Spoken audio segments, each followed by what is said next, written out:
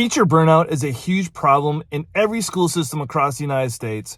I just want to share what I have done kind of by accident to help me avoid teacher burnout. And I've been doing this. I've been teaching for over 24 years. So I started off as an elementary school teacher, and I taught elementary school for 10 years, most of it in fourth grade. In my opinion, teaching elementary school is of the three levels of high school, middle school, and elementary. Elementary is the toughest of the three levels. And I knew personally I would not be able to last being in elementary school for over 30 years.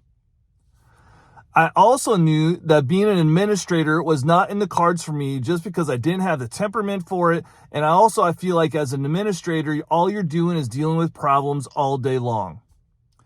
I teach in the state of North Carolina, and at that time in the state of North Carolina, they had positions called tech facilitators, and pretty much as a tech facilitator, you were in charge of all the technology in school, making sure it was working right, helping the teachers with technology and the students with their technology.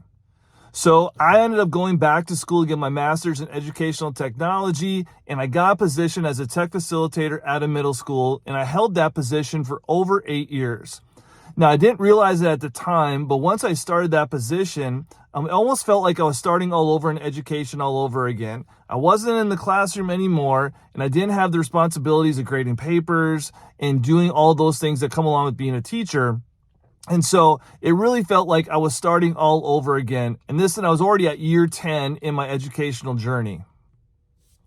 I stayed in that position for over 8 years, and then I decided to go back into the classroom where I've been teaching middle school for the past 6 years. If I hadn't made that switch, I don't think I would be still in education today.